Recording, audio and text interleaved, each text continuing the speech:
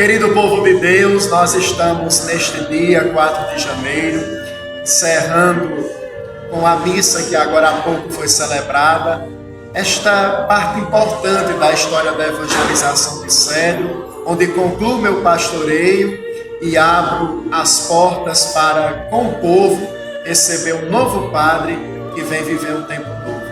Fica em mim a gratidão a cada cedrense pelo apoio, pelo amor, o carinho, mas sobretudo pelas orações que nos uniram e vão continuar nos unindo.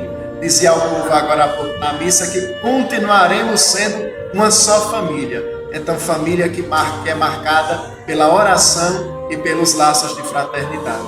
Que Deus abençoe você e a sua família nesta noite bendita. Muito obrigado, Padre Tarcísio, por tudo.